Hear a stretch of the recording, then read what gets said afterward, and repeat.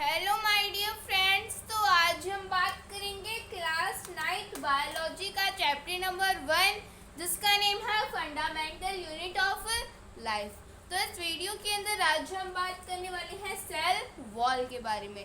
तो इसके पिछले वीडियो के अंदर हमने मूवमेंट अक्रॉस सेल मेम्ब्रेन के बारे में डिस्कस किया था। हमने देखा था कि जो सेल मेम्ब्रेन होती है उसके अक्रॉस के अंदर मूवमेंट होता कैसे है। तो उसके अंदर हमने पहले तो डिस्कस किया था एक्टिव ट्रांसपोर्ट के बारे में। तो जो एक्टिव ट्रांसपोर्ट होता है उसके 2 टाइप्स होते हैं, डिफ्यूजन और ऑस्मोसिस।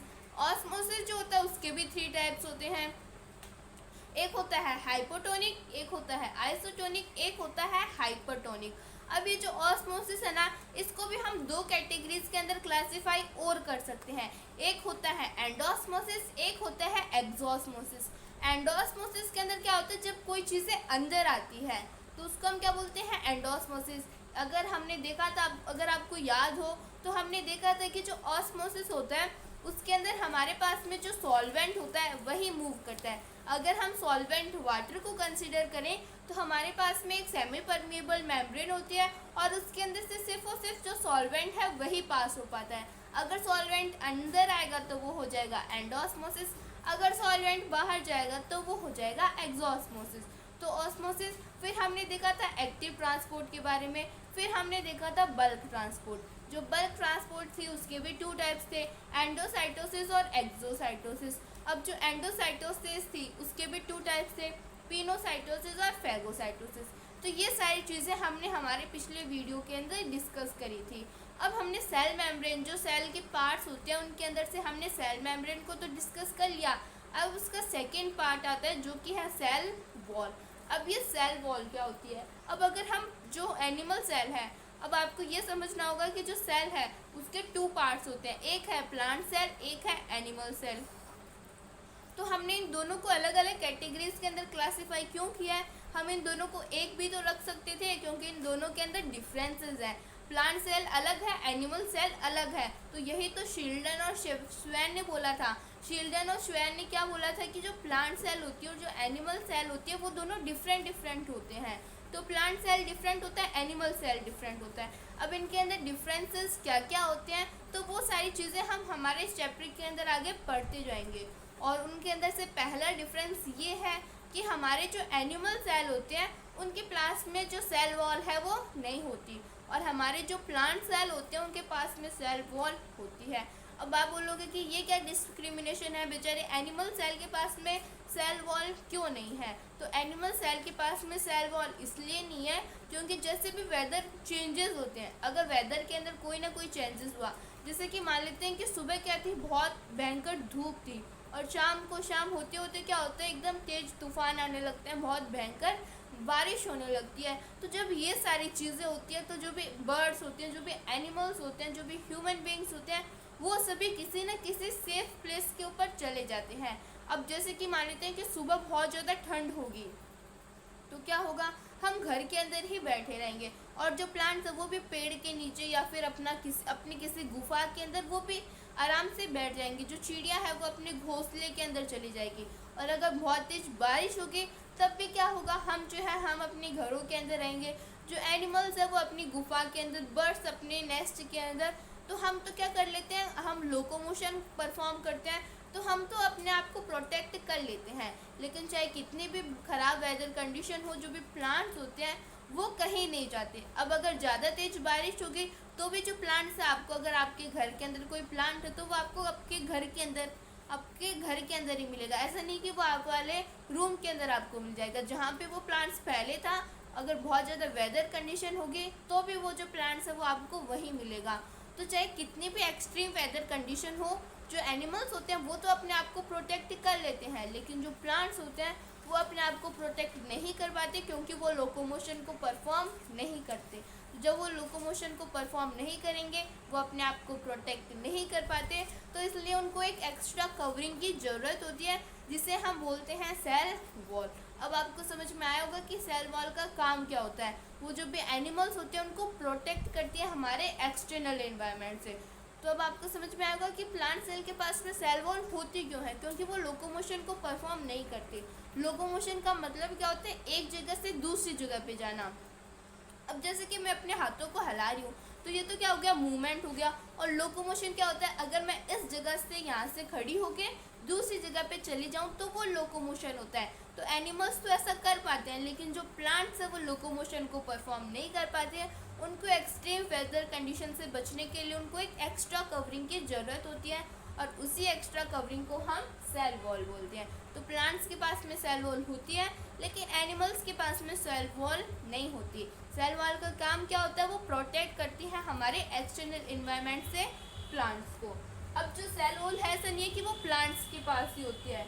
जो हमारी सेल वॉल है वो प्लांट्स के पास भी होती है, बैक्टीरिया के पास भी होती है,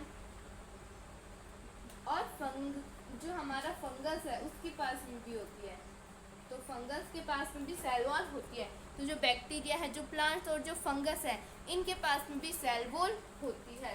तो जो सेल वॉल होती है वो कहाँ पे, सिर्फ और सिर्फ प्लांट सेल के पास में ही प्रेजेंट होती है।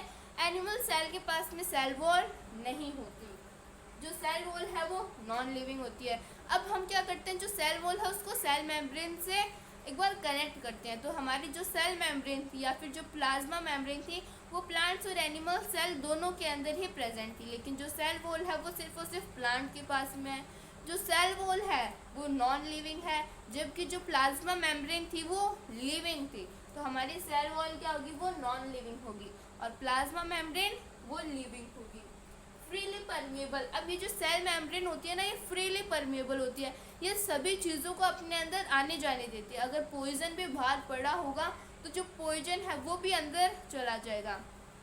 तो अब तो क्या होगा, फिर तो हमारा सेल जो है वो डैमेज हो सकता है। हमारे पास में तो सेल वॉल नहीं होती, लेकिन जो प्लांट्स होते हैं वो तो डैमेज हो सकते हैं, क्योंकि उनके पास में क्या है, एक सेल वॉल है जो कि क्या करेगी, किसी भी चीज़ को अलाउ कर देगी। अब बाहर क्या कोई हार्मफुल बैक्टीरिया है, कोई भी ऐसा बैक्टीरिया है जो कि प्लांट को हार्म कर सकता है, तो जो सेल वॉल होगी वो क्या करेगी, उसको भी अंदर आने जाने देगी। तो इससे तो क्या होगा, हमारा जो भी प्लांट है वो डैमेज हो जाएगा। तो हमें कोई किसी भी एक ऐसे मेम्ब्रेन की ज़रूरत है जो कि सिलेक्टिवली परमिएबल हो। तो सिलेक्टिवली परमिएबल क्या होती है, हमारी प्लाज्मा मेम्ब्रेन। तो जैसे कि ये क्या है, ये कोई एक प्लांट सेल है।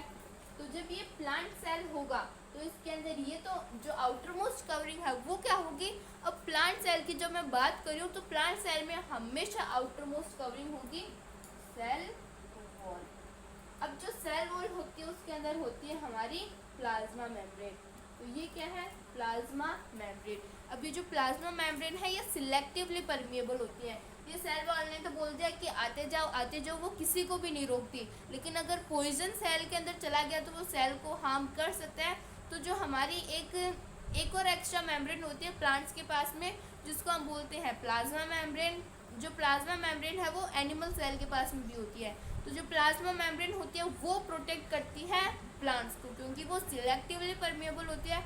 वो सिर्फ अच्छी अच्छी चीज़ों को ही सेल के अंदर जाने देती है। तो जो सेल वॉल है वो फ्रीली परमिएबल है, वो हर चीज़ों को अंदर जाने देती है, जबकि हमारी जो प्लाज्मा मेम्ब्रेन थी वो सिलेक्टिवली परमिएबल थी। Determine shape of the cell. अब ये जो सेल वॉल है ये हमारा जो सेल है, जो प्लांट सेल है, उसको एक शेप भी प्रोवाइड करती है।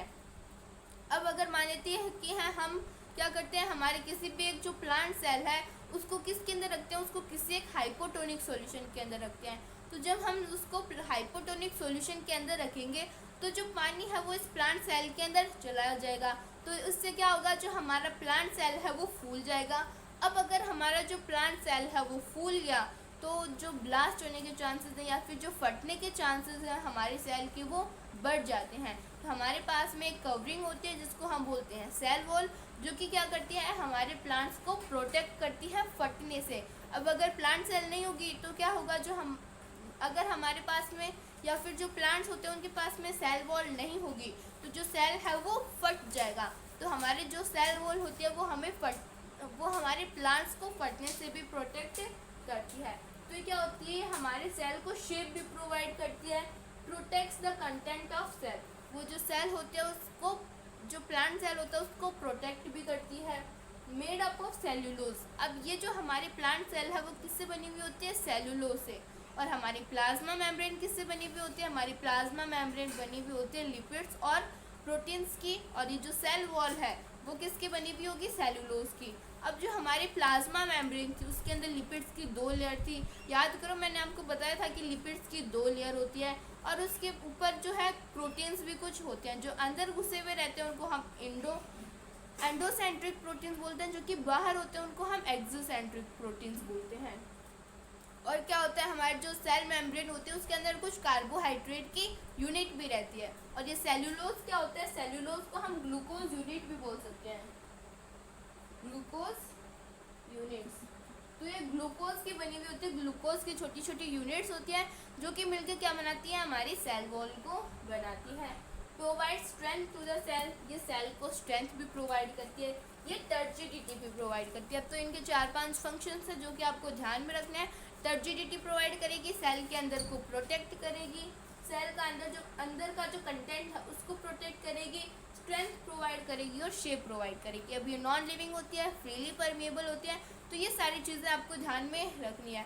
अब एक और आता है, ये जो हमारी सेल वॉल होती है ना, इसके भी 2 पार्ट्स कहीं कहीं पे हमें दिख जाते हैं। एक है प्राइमरी सेल वॉल और एक है सेकेंडरी सेल वॉल। अब जो छोटे प्लांट्स होते हैं ना, उनके पास में 2 जो हमारी प्राइमरी सेल वॉल जो सेकेंडरी सेल वॉल है ये नहीं होती। अगर हम बात करें बड़े प्लांट्स की, तो बड़े प्लांट्स के अंदर दो लेयर्स होती हैं, वो होती हैं सेल वॉल की। तो बड़े प्लांट्स के अंदर सेल वॉल की 2 लेयर्स होती है। जैसे कि ये क्या है, ये एक प्लांट सेल है, तो इसके अंदर ये क्या हो गया, ये हो गया प्लाज्मा मेम्ब्रेन, इसके अंदर एक लेयर हो गई, 2 लेयर्स होती है ये सेल वॉल। अब ये जो दोनों लेयर्स हैं ये क्या है, ये है सेल वॉल। उसके अंदर ये जो बाहर वाली लेयर है इसको हम बोलते हैं प्राइमरी सेल वॉल, इसको हम क्या बोलेंगे, प्राइमरी सेल वॉल। और ये जो अंदर वाली लेयर है इसको हम बोलेंगे secondary cell wall, secondary cell wall. तो 2 लेयर्स होती है सेल वॉल की बड़े प्लांट्स के अंदर, एक होती है प्राइमरी सेल वॉल, दूसरी होती है सेकेंडरी सेल वॉल। अब ये जो सेकेंडरी सेल वॉल होती है ना, वो किसकी बनी हुई होती है, वो लिग्निन की बनी हुई होती है। लिग्निन, सुब्रिन, ये क्या है, ये वैक्सी मटेरियल्स हैं। तो इनकी हमारी जो सेकेंडरी सेल वॉल है वो बनी हुई होती है। तो सेकेंडरी सेल वॉल कौन सी है, जो अंदर वाली है, ये किसकी बनी हुई होती है, ये लिग्निन और सुब्रिन की। ये वैक्सी मटेरियल्स होते हैं जो कि आके डिपॉजिट हो जाते हैं। और ये जो लिग्निन और ये जो सुब्रिन है ये क्या होते हैं, ये इम्परमिएबल होते हैं। अब ये इम्परमिएबल का मतलब क्या है, इम्परमिएबल का मतलब ये होता है कि किसी भी चीज़ को अंदर जाना अलाउड नहीं करते। अब हमने 3-4 टर्म्स पढ़ ली। एक है फ्रीली परमिएबल, ये सभी चीज़ों को अंदर जाने देते हैं। एक है इम्परमिएबल जो कि कुछ सेलेक्टेड चीज़ों को, एक बार मैं फिर से आपको बताती हूँ, एक बार आप कंफ्यूज हो गए होंगे। एक होता है फ्रीली परमिएबल जो कि हमारी सेल वॉल होती है, जो कि क्या करती है, सभी चीज़ों को अंदर जाने देती है। एक है सेलेक्टिवली परमिएबल जो कि हमारी प्लाज्मा मेम्ब्रेन है, जो कि सेलेक्टेड चीज़ों को ही अंदर जाने देती है। फिर एक होती है हमारी सेमी परमिएबल जो कि सॉल्वेंट को तो अंदर जाने देगी लेकिन सॉल्यूट को अंदर नहीं जाने देगी। फिर हमने बात करी थी, एक होती है इम्परमिएबल जो कि किसी भी चीज़ को अंदर नहीं जाने देगी। तो इम्परमिएबल का मतलब क्या है, जो कि किसी भी चीज़ को अंदर नहीं जाने देगी। तो हमारे जो वैक्सी मटेरियल है लिग्निन और सुब्रिन, ये किसी भी चीज़ को अंदर नहीं जाने देते। तभी तो क्या होता है, हमारी जो कॉर्क है वो डेड होती है, क्योंकि उनके ऊपर लिग्निन और जो सुब्रिन है वो आके डिपॉजिट हो जाते हैं, जो कि इम्परमिएबल है, जो कि किसी भी चीज़ को अंदर नहीं जाने देते। जब कोई भी चीज़ अंदर नहीं जाएगी तो वाटर भी नहीं जाएगा। तो जो वाटर है वो जब सेल को नहीं मिलता, जो सेल है वो डेड हो जाते हैं। तो ये एक्स्ट्रा चीज़ें थी कि जो सेल वॉल होती है उसकी 2 लेयर्स होती है, प्राइमरी और सेकेंडरी। सेकेंडरी जो होती है उनके ऊपर वैक्सी मटेरियल लिग्निन और सुब्रिन आके डिपॉजिट हो जाते हैं, जो कि इम्परमिएबल होते हैं, किसी भी चीज़ को अंदर नहीं जाने देते, जिसके कारण क्या होता है, जो पानी है वो भी अंदर नहीं जा पाता और उसके कारण क्या होता है, जो सेल है वो मर जाते हैं क्योंकि उनको पानी नहीं मिलता। तो ये था हमारा सेल वॉल के बारे में। तो प्लाज्मा मेम्ब्रेन हमारा कंप्लीट हो गया और हमने सेल वॉल को भी डिस्कस कर लिया, जो कि नॉन लिविंग होती है, जो कि फ्रीली परमिएबल होती है, सभी चीज़ों को अंदर जाने देती है, जो सेल के अंदर का कंटेंट है उसको प्रोटेक्ट करती है, टर्जिडिटी प्रोवाइड करती है, स्ट्रेंथ प्रोवाइड करती है। और ये सिर्फ और सिर्फ प्लांट सेल के अंदर ही प्रेजेंट होती है। ये बहुत ही इंपॉर्टेंट पॉइंट है, इसको ध्यान में रखना कि जो हमारी सेल वॉल है ये प्लांट सेल के अंदर प्रेजेंट होती है, बैक्टीरिया के सेल के अंदर प्रेजेंट होती है और फंगस के सेल के अंदर प्रेजेंट होती है, नॉन लिविंग होती है, और ये सारी चीज़ें हमने डिस्कस कर ली। तो हमारी जो टॉपिक है सेल वॉल वाला ये कंप्लीट होता है। इसके नेक्स्ट वीडियो के अंदर हम न्यूक्लियस के बारे में डिस्कस करेंगे। If anybody have any type of doubt, any type of query, then please ask me in the comments. Thank you so much.